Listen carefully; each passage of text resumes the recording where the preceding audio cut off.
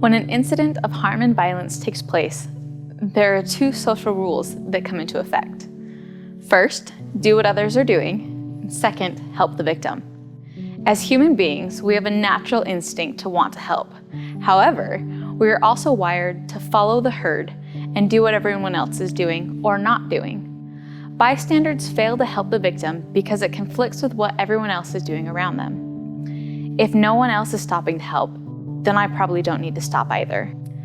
Our actions are driven by what we believe most. While it's safe to say most bystanders believe in helping others, they also believe in doing what those around them are doing.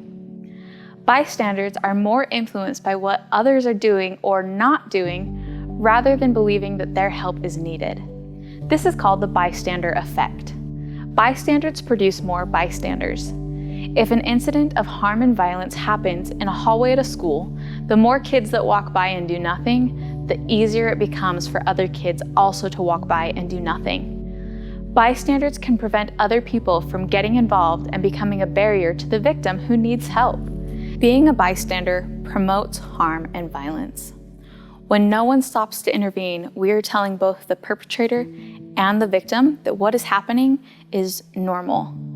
This justifies the perpetrator and weakens the victim, which is the perfect recipe for continued harm and violence that could ultimately result in serious injury or death. Teenagers can avoid becoming bystanders when they believe that there is something they can do to help despite what others around them are doing or not doing. This starts by understanding 3 ideas. First, the goal of intervening is to stop a single act of abuse. Second, there are direct and indirect ways to intervene safely. And third, the benefit of helping far outweighs the cost of intervening. A person who understands those 3 ideas and is willing to act on them is called an upstander. While bystanders are willing to stand by and do nothing, upstanders are ready to stand up and contribute to making the situation better. To be an upstander, you first need to understand the role of an upstander and be willing to act. Let's start with what the role of an upstander is not. An upstander's role is not to be a police officer. An upstander's role is not to be a counselor. An upstander's role is not to be a doctor.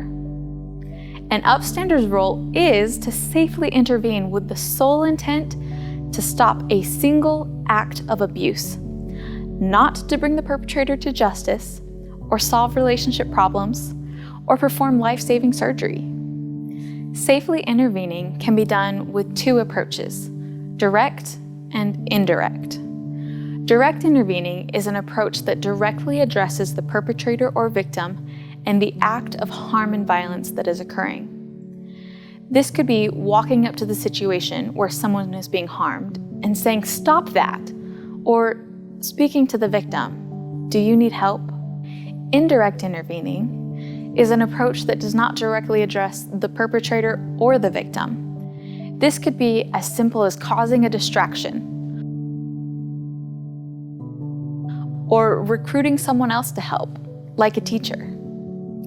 In both interventions, it is important that the approach is safe and realistic. For example, if a teenager is shy and timid, it's not likely for them to be the one running up to the situation saying, "Stop that." And that's okay. Again, an upstander acts to stop a single instance of harm and violence. By getting a teacher or someone else who is willing to intervene directly, they are still being an upstander. Even if you are willing to intervene directly, but the situation is unsafe, indirectly intervening by calling 911 is a great way to be an upstander. When an upstander intervenes, they promote new social norms. Intervening tells the perpetrator that what they are doing is not acceptable by those around them. It also lets the victim know that they are not alone and what they are experiencing is not normal. Just like bystanders can produce more bystanders, being an upstander can inspire more upstanders. Often, there are other people near the situation who want to help. And when one person decides to break the mold and intervene, those standing by will jump in to help as well. Being an upstander is all about being that one person willing to break the mold and act to make the situation better. While the cost of being an upstander may be a little uncomfortable, the benefit of being an upstander could quite literally save lives. Being an upstander is a life skill. All of us will have opportunities in our life to choose to be a bystander or an upstander. As a parent of a teenager who is learning about upstanding in school, the best way you can support them is by being an upstander yourself. Being open in your communication with your teen is the most important thing you can do. If you talk openly about how you feel in certain situations and how you would overcome those feelings to intervene, this will allow your teen to talk about difficult situations they might come across at school or at a party with friends. Talking openly will also give you, the parent, the chance to let them know that they are not alone in how they feel. By being an upstander and by raising your teen to be one as well, you are promoting new social norms that do not condone harm and violence in any of its forms. You can be the one to break the mold and make a life-saving difference. And CAPSA is here to help.